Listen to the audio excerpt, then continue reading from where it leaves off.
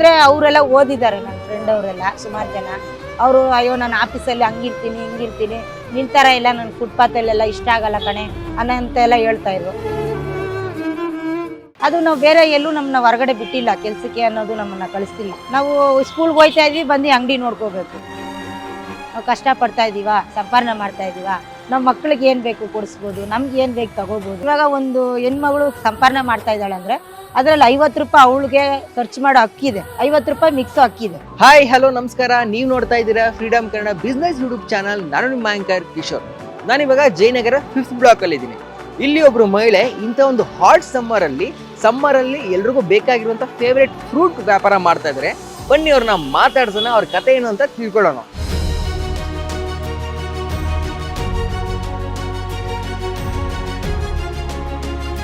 ನಮಸ್ಕಾರ ಅಮ್ಮ. ನಮಸ್ಕಾರ ಸರ್. ನಿಮ್ಮ ಹೆಸರು?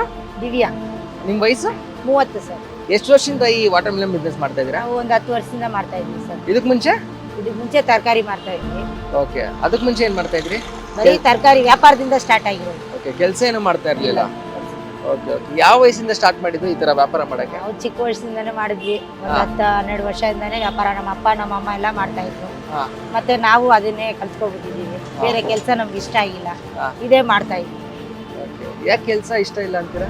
ಅದು ನಾವು ಬೇರೆ ಎಲ್ಲೂ ನಮ್ಮನ್ನ ಹೊರಗಡೆ ಬಿಟ್ಟಿಲ್ಲ ಕೆಲಸಕ್ಕೆ ಅನ್ನೋದು, ನಮ್ಮನ್ನ ಕಳಿಸ್ತಿಲ್ಲ.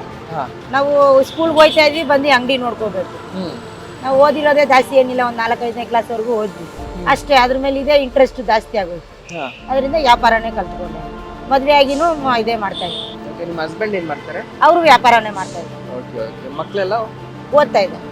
ಅಂಡ್ ನೀವು ವ್ಯಾಪಾರ ಮಾಡ್ಬೇಕು ಅನ್ಕೊಂಡಾಗ ನೀವು ಈ ವಾಟರ್ ಮೆಲನ್ ಬಿಸ್ನೆಸ್ ಯಾಕೆ ಮಾಡ್ಬೇಕು ಅನ್ಸ್ತು? ಇದು ಬಿಸ್ನೆಸ್ ಸ್ವಲ್ಪ ಬಿಸಿಲು ಕಾಲದಲ್ಲಿ ಚೆನ್ನಾಗಿರುತ್ತಲ್ವಾ, ಮತ್ತೆ ಎಲ್ಲಾರ್ಗು ಫೇವ್ರೇಟ್. ಬೇರೆ ವರ್ಷಕ್ಕೆ ಒಂದೇ ಸತಿ ಬರೋದು ಸೀಸನ್, ಬಿಸ್ನೆಸ್ ಜಾಸ್ತಿನೂ ಆಗುತ್ತೆ, ಅದರಿಂದ ಇದು ಮಾಡ್ತೀವಿ. ಬೇರೆ ಟೈಮಲ್ಲಿ ತರಕಾರಿ ಮಾಡ್ತೀವಿ, ಬನಶಂಕರಿ.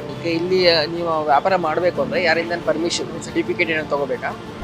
ಪರ್ಮಿಷನ್ ಅಂದ್ರೆ ಕಾರ್ಪೊರೇಷನ್ ಆಫೀಸಲ್ಲಿ ಒಂದ್ಸತಿ ಕೇಳಬೇಕು. ಮತ್ತೆ ರೋಡ್ ಎಲ್ಲ ಫುಟ್ಪಾತ್ ಎಲ್ಲ ಸ್ವಲ್ಪ ಕ್ಲೀನ್ ಆಗಿ ಇಟ್ಕೊಳ್ಳಿ ಅಂತ ಹೇಳಿದ್ರು ಅಷ್ಟೇ. ಗಲೀಜೆಲ್ಲ ಮಾಡಬೇಡಿ. ಯಾಕಂದ್ರೆ ಸುಮಾರು ಕಡೆಯವರು ಕಲಂಗರಿ ಮಾರೋರೆಲ್ಲ ಗಲೀಜ್ ಮಾಡ್ಬಿಟ್ಟು ಹೊಟ್ಟೋಯ್ತಾರಲ್ವಾ, ಅದೆಲ್ಲ ಏನ್ ಮಾಡಬೇಡಿ, ಕ್ಲೀನ್ ಆಗಿ ಇಟ್ಕೊಂಡ್ರೆ ಸರಿ, ವರ್ಷ ಹಾಕೊಳ್ಳಿ ಅಂತ ಹೇಳಿದ್ರು ಅಷ್ಟೇ. ಬೇರೆ ಏನಿಂದಾನು ತೊಂದರೆ ಕೊಟ್ಟು. ಎಷ್ಟು ಕಲಂಗರಿ ಇದೆ ಇಲ್ಲೆಲ್ಲ? ಇದು ಒಂದು 10 ಟನ್ ಇರುತ್ತೆ ಅಣ್ಣ. 10 ಟನ್ ಇದೆ. ಎಲ್ಲಿಂದ ತರ್ತೀರಾ ಇವೆಲ್ಲ? ಇದು ತಮಿಳ್ನಾಡಿಂದ ಬರುತ್ತೆ. ತಮಿಳ್ನಾಡಿಂದ. ಓಕೆ, ಅಲ್ಲಿಂದ ನೀವೇ ಹೋಗ್ತೀರಾ ತರಕ್ಕೆ? ಹೋಗ್ತಾರೆ, ನಮ್ಮ ಮನೇಲಿ ಗಂಡಸರಿದಾರಲ್ವಾ ಅವ್ರು ಹೋಗ್ತಾರೆ.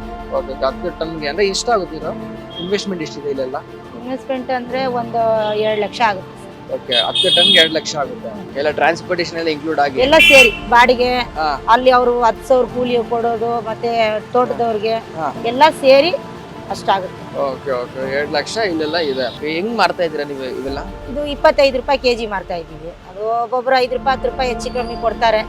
ಅದೆಲ್ಲ ನಾವೇನು ಅಷ್ಟೊಂದು ಖರಾಬಾಗಿ ಕೇಳಲ್ಲ. Okay okay. ಅಂದ್ರೆ ಎವ್ರಿ ಡೇ ಮಾಡ್ತೀರಾ? Every day. ಟೈಮಿಂಗ್ಸ್ ಬೆಳಗ್ಗೆ 7-8 ಗಂಟೆಗೆಲ್ಲ ತೆಗೆದ್ಬಿಡ್ತೀವಿ, ಮತ್ತೆ ಸಾಯಂಕಾಲ 10 ಗಂಟೆವರೆಗೂ ಇರ್ತೀವಿ. ಇದಕ್ಕೆ 2 ಲಕ್ಷ ಇನ್ವೆಸ್ಟ್ ಮಾಡಿದೀನಿ ಅಂದ್ರಲ್ಲ, ಇದಕ್ಕೆ ಲೋನ್ ಏನೋ ತಗೊಂಡಿದ್ರಾ? ತಗೊಂಡಿದ್ದೀವಿ. ಏನ್ ಲೋನ್ ತಗೊಂಡಿದ್ರಿ? ಒಡವೆ ಲೋನ್ ತಗೊಂಡಿದ್ವಿ.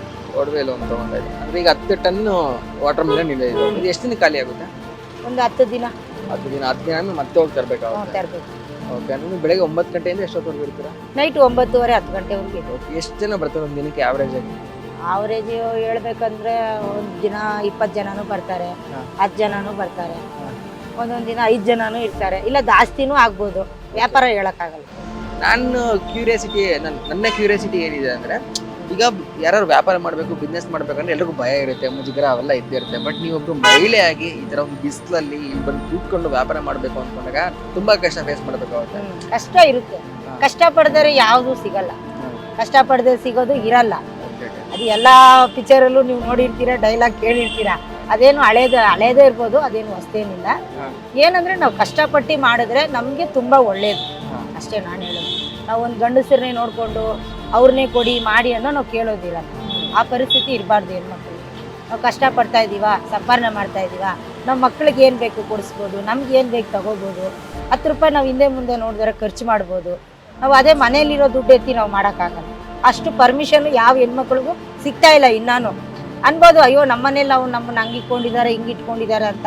ಅದು ಬರೀ ಬಾಯಿ ಮಾತಿಗಿರುತ್ತೆ ಹೊರತು ನಿಜ ಲೈಫಲ್ಲಿ ನಡೆಯಲ್ಲ. ಯಾಕಂದ್ರೆ ಇವಾಗ 100 ರೂಪಾಯಿ ಕೊಟ್ರೆ ಆ 100 ರೂಪಾಯಿ ಏನು ಮಾಡಿದೆ ಅಂತ ಕೇಳ್ತಾರೆ. ಇವಾಗ ಒಂದು ಹೆಣ್ಮಗಳು ಸಂಪಾದನೆ ಮಾಡ್ತಾ ಇದ್ದಾಳೆ ಅಂದ್ರೆ ಅದ್ರಲ್ಲಿ 50 ರೂಪಾಯಿ ಅವಳಿಗೆ ಖರ್ಚು ಮಾಡೋ ಅಕ್ಕಿದೆ, 50 ರೂಪಾಯಿ ಮಿಕ್ಸು ಅಕ್ಕಿದೆ. ಅದು ಯಾರೂ ಕಿತ್ಕೊಳ್ಳೋಂಗಿಲ್ಲ. ಇವಾಗ ಅದರಿಂದ ನಾನು ಕಷ್ಟಪಟ್ಟು ವ್ಯಾಪಾರ ಮಾಡ್ತೀನಿ. ನೀವು 10 ವರ್ಷದ ವ್ಯಾಪಾರ ಮಾಡ್ತಾ ಇದ್ದೀರಾ ಅಂದ್ರಲ್ಲ, ನೀವು ವ್ಯಾಪಾರ ಸ್ಟಾರ್ಟ್ ಮಾಡ್ಬೇಕಾದ್ರೆ ನಿಮ್ ಸುತ್ತ ಇರೋರು, ನಿಮ್ಮ ರಿಲೇಟಿವ್ಸ್, ಫ್ರೆಂಡ್ಸ್ ಅವರೆಲ್ಲ ನಿಮ್ಗೆ ಹೆಂಗ್ ಟ್ರೀಟ್ ಮಾಡ್ತಾ ಇದ್ರು? ಒಬ್ರು ನಮ್ಮ ಫ್ರೆಂಡ್ಸ್ ಅಲ್ಲಿ ಸುಮಾರು ಜನ ಇದ್ದಾರೆ. ಒಬ್ರು ಕೆಲವು ಫ್ರೆಂಡ್ಸ್ಗಳು ಅಯ್ಯೋ ರೋಡಲ್ಲೆಲ್ಲ ಹೋಗಿ ನಿಂತ್ಕೊಳ್ಳೋಕೆ ನನಗೆ ಇಷ್ಟ ಇಲ್ಲ ಅಂದ್ರೆ ಅವರೆಲ್ಲ ಓದಿದ್ದಾರೆ. ನನ್ನ ಫ್ರೆಂಡ್ ಅವರೆಲ್ಲ ಸುಮಾರು ಜನ ಅವರು ಅಯ್ಯೋ ನಾನು ಆಫೀಸಲ್ಲಿ ಹಂಗಿರ್ತೀನಿ ಹಿಂಗಿರ್ತೀನಿ, ನಿನ್ನ ಥರ ಎಲ್ಲ ನನ್ನ ಫುಟ್ಪಾತಲ್ಲೆಲ್ಲ ಇಷ್ಟ ಆಗಲ್ಲ ಕಣೆ ಅಂತೆಲ್ಲ ಹೇಳ್ತಾ ಇದ್ರು. ಇನ್ನು ನನಗೆ ಅದು ಅವ್ರ ಫ್ರೆಂಡ್ಸ್ ಎಲ್ಲ ದೂರ ಮಾಡಿಬಿಟ್ಟೆ. ನಾನು ಈ ನಮ್ಮ ಥರ ಇರೋರ್ನೇ ನಾನು ತುಂಬ ಫ್ರೆಂಡ್ಶಿಪ್ ಮಾಡ್ಕೊಂಡಿದ್ದೀನಿ. ಅವ್ರ ಹತ್ರ ತುಂಬ ಹಚ್ಕೊಂಡಿದ್ದೀನಿ. ನಾನು ಸಂಬಂಧದಲ್ಲಿ ಸ್ವಲ್ಪ ಜನ ಹೇಳಿದ್ರು ಆವಾಗಿಂದಾನು ಇವಾಗವರೆಗೂ ಕಷ್ಟಪಡ್ತಾ ಇದ್ದೀರಾ, ಮತ್ತೆ ಇವಾಗ ಮದುವೆ ಆಗಿನೂ ನೀನು ಕಷ್ಟಪಡ್ತಾ ಇದ್ದೀನಿ. ಅದೇನು ಮಾಡೋಕ್ಕಾಗಲ್ಲ. ಅವ್ರ ಪ್ರೀತಿ ವಿಶ್ವಾಸ ಅವ್ರು ಹೇಳ್ತಾರೆ. ನಮ್ಮ ಕಷ್ಟ ಸುಖ ಅನ್ನೋದು ನಮಗಿರುತ್ತಲ್ವ.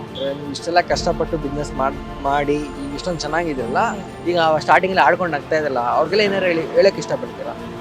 ಅವ್ರಿಗೇನು ನಾನು ಹೇಳಕ್ ಇಷ್ಟಪಡ್ತಾ ಇಲ್ಲ. ಅವ್ರ ಲೈಫ್ ಅವ್ರು ನೋಡ್ಕೊಳ್ಳಿ, ನಮ್ಮ ಲೈಫ್ ಇಷ್ಟೇ ನಾನು ನೋಡ್ತೀನಿ. ನಾನು ಬಟ್ ಏನಂದ್ರೆ ತುಂಬಾ ಹ್ಯಾಪಿ ಆಗಿದ್ದೀನಿ. ಕಷ್ಟ ಪಡ್ತಾ ಇದ್ದೀನಿ, ಸಾಲ ತಗೊಳ್ತೀವಿ, ಕಟ್ತೀವಿ, ಮನೇಲಿ ಎಲ್ಲ ನೋಡ್ತೀವಿ.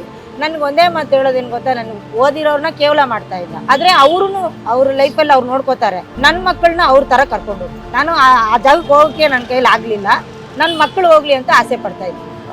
ಮೇಡಮ್, ನಿಮ್ಗೆ ಏನ್ ಸ್ಫೂರ್ತಿ ಸಿಗುತ್ತೆ ಅಂತ? ಯಾಕಂದ್ರೆ ಅವಾಗಿಂದ ನೋಡ್ತಾ ಇದೀನಿ, ಅವಾಗಿಂದ ಬಂದವ್ರ ಹತ್ರ ಖುಷಿಯಾಗಿ ವ್ಯಾಪಾರ ಮಾಡ್ತಾರೆ. ಬೆಳಗ್ಗೆಯಿಂದ ರಾತ್ರಿವರೆಗೆ ಇಲ್ಲೇ ಇರ್ತೀನಿ ಅಂತ ಇದ್ರೆ, ಇಷ್ಟೊಂದು ಕಷ್ಟಪಟ್ಟು ವ್ಯಾಪಾರ ಮಾಡಕ್ಕೆ ನಿಮ್ಗೆ ಏನ್ ಸ್ಫೂರ್ತಿ ಇದು? ಇಲ್ಲ ಯಾರಿಂದ ಇನ್ಸ್ಪೈರ್ ಆಗಿದ್ರಾ? ಹಂಗೇನಿಲ್ಲ, ನನ್ಗೆ ತುಂಬಾ ಸಂತೋಷ. ಅವ್ರ ದುಡ್ಡೇ ಕೊಟ್ರು ಅವ್ರ ದೌರ್ಯಕ್ಕೆ ನಾನು ಒಂದು ನೀರ್ ಕೊಟ್ಟಂಗಲ್ವಾ, ಅದೇ ನನ್ಗೆ ತುಂಬಾ ಸಂತೋಷ. ಬಂದವರಲ್ಲಿ ಈಗ ನೋಡಿದೆ, ಯಾರೊಬ್ರು ರೂಢಾಗಿ ಕೇಳಿದ್ರ, ನೀವು ಅವ್ರಿಗೂ ನಗ್ನಗ್ತಾನೆ ಮಾತಾಡ್ಸ್ಕೊಳ್ತೀರಿ. ಹಂಗೆ ಇರ್ಬೇಕು ಅಲ್ವಾ. ಇವಾಗ ಬಿಸ್ನೆಸ್ ಅಲ್ಲಿ ನಾವು ಮಕ್ಕಳ್ದಂಗ್ ಮಾತಾಡ್ಬಿಟ್ರೆ ಅದು ಮತ್ತೆ ನಾವು ಒಂದ್ ಜನನ ಕಳ್ಕೊಂಡ್ರೆ ಸೇರ್ಸ್ಕೊಳಕ್ ಆಗಲ್ಲ ಬೇಗ. ಅದರಿಂದ ನಾವು ಕಳ್ಕೊಳ್ಳೋದೇ ಬೇಡ ಅಲ್ವಾ. ಅವ್ರ ಕ್ಯಾರೆಕ್ಟರ್ ಹೆಂಗಾದ್ರೂ ಇರ್ಲಿ, ನಮ್ ಕ್ಯಾರೆಕ್ಟರ್ ಇದೆ, ನಾವ್ ಹಿಂಗೆ ಇರೋದು ಅಂತ ತೋರ್ಸ್ಕೋಬೇಕು. ಖುಷಿ ಅಲ್ವಾ ಅದು ನನ್ಗೆ. ಮಾರ್ಕೆಟಿಂಗ್ ಸ್ಟ್ರಾಟಜಿ ಇದೆ ಅದೇ ನನಗೆ ಗೊತ್ತಿರೋದಷ್ಟೇ. ಅಂಡ್ ಈ ಬಿಸ್ನೆಸ್ ಇಂದ ಈ ವ್ಯಾಪಾರ ಎಲ್ಲ ಮಾಡ್ತಾ ನಿಮ್ದು ಲೈಫಲ್ಲಿ ನೀವೇನ್ ಪಾಠ ಕಲಿತೀರಿ? ಲೈಫಲ್ಲಿ ಕಷ್ಟ ಅನ್ನೋದು ತುಂಬಾ ಕಲಿತು ಅನ್ನೋದು. ಈ ದುಡ್ಡು ವ್ಯವಹಾರ, ಮತ್ತೆ ಎಲ್ಲಾದ್ರೂ ಹೋದ್ರೆ ಒಂದು ರೆಸ್ಪೆಕ್ಟ್ಗಳನ್ನು ಕೊಡೋದು, ಅವೆಲ್ಲ ಸ್ವಲ್ಪ ಕೇವಲ ನಮ್ಮನ್ನ ಒಂಥರ ನೋಡೋರು. ಅದೆಲ್ಲ ನೋಡಿದ್ದೀನಿ ನಾನು ಸುಮಾರು ಜನ ಅಂತ. ಕೆಲವು ಜನ, ಎಲ್ಲರೂ ಆ ಥರ ಇಲ್ಲ, ಕೆಲವು ಜನ. ಇವಾಗ ಏನು ಅಷ್ಟೇನಿಲ್ಲ. ಅದೇ ನಮ್ಮ ಹತ್ರ ದುಡ್ಡಿದ್ರೆ ಎಲ್ಲರೂ ಏನಾದ್ರೂ ಕೆಲಸ ಮಾಡು ಅಂತಾರೆ ಜನ.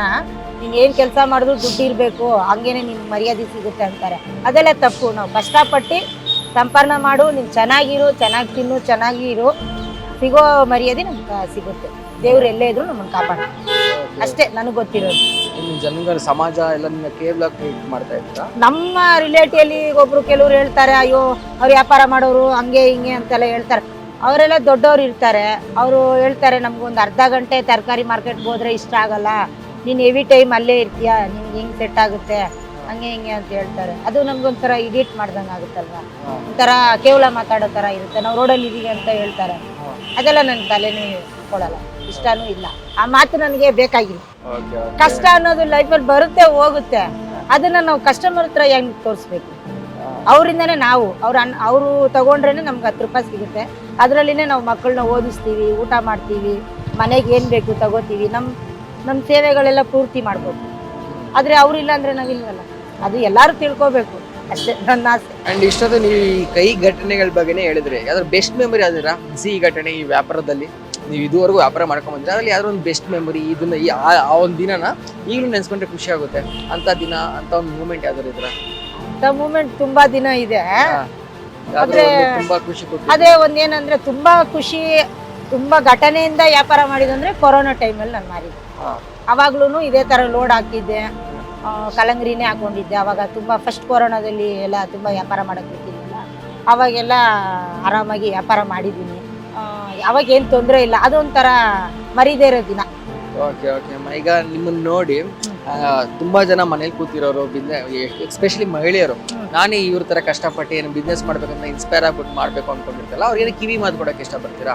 ಕಿವಿ ಮಾತು ಕೊಡ್ತೀನಿ ಅಂದ್ರೆ ಸರ್, ಅವರು ಇವಾಗ ಹೆಣ್ಮಕ್ಳು, ನಮ್ಮ ಅಕ್ಕ ತಂಗಿದಿರು ಎಲ್ಲರೂ ಹೇಳ್ತಾ ಇದ್ದೀನಿ, ಮನೆಯಿಂದ ಬಿಟ್ಟು ಸ್ವಲ್ಪ ಹೊರಗಡೆ ಬಂದು ಹೆಂಗಿದೆ ಏನು ವಾತಾವರಣ ಎಲ್ಲ ತಿಳ್ಕೊಬೇಕು. ನಾನು ಯಾವಾಗಲೆಲ್ಲ ಹೇಳಿದ್ರು ಇಷ್ಟೊಂದು 10 ಟನ್ ಇದೆ, 2 ಲಕ್ಷ ಇನ್ವೆಸ್ಟ್ಮೆಂಟ್ ಆಗುತ್ತೆ ಅಂತ. ಒಂದಿನಕ್ಕೆ ಪ್ರಾಫಿಟ್ ಎಷ್ಟು ಮಾಡ್ತೀರಾ?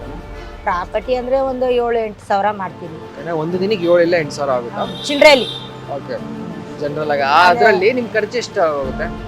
ಖರ್ಚು ಏನು ಒಂದು 100-150-200 ರೂಪಾಯಿ ಮಾಡ್ತೀನಿ ಅಷ್ಟೇ. ನಿಮ್ಮ ಅಂಗಡಿ ಅಡ್ರೆಸ್ ಎಲ್ಲಿ ಇದೆಯಮ್ಮ? ಜಯನಗರ 5th ಬ್ಲಾಕ್ 38ನೇ cross road. Jayanagar 5th block 38th cross road. Okay ಅಮ್ಮ, ಇಷ್ಟೊತ್ತು ನಮ್ಮ ಜೊತೆ ಮಾತಾಡಿದ್ಕೆ, ನಮಗೆ ನಿಮ್ಮ ಟೈಮ್ ಕೊಟ್ಟಿದ್ದಕ್ಕೆ ಥ್ಯಾಂಕ್ ಯು ಸೋ ಮಚ್ ಅಮ್ಮ. ನನ್ನ ಕಡೆಯಿಂದ ಮತ್ತೆ ನಮ್ಮ ಇಡೀ ಫ್ರೀಡಮ್ ಆ್ಯಪ್ ಕಡೆಯಿಂದ ನಿಮ್ಮ ವ್ಯಾಪಾರ ಇನ್ನೂ ಇಂಪ್ರೂವ್ ಆಗಲಿ, ಇನ್ನೂ ಒಳ್ಳೇದಾಗಲಿ. Thank you so much. Thank you sir. ಎಲ್ಲ ಹೆಣ್ಮಕ್ಳು ಒಳ್ಳೆ ಬುದ್ಧಿ ಕಲ್ತ್ಕೊಂಡು ಚೆನ್ನಾಗಿರ್ಲಿ. ಹೆಣ್ಮಕ್ಳು ಬೆಂಗಳೂರಲ್ಲಿರೋ ಹೆಣ್ಮಕ್ಳು ಯಾವುದಕ್ಕೂ ಆಗಲ್ಲ ಅಂತ ಹೇಳ್ಬಾರ್ದು. Thank you so much. Thank you.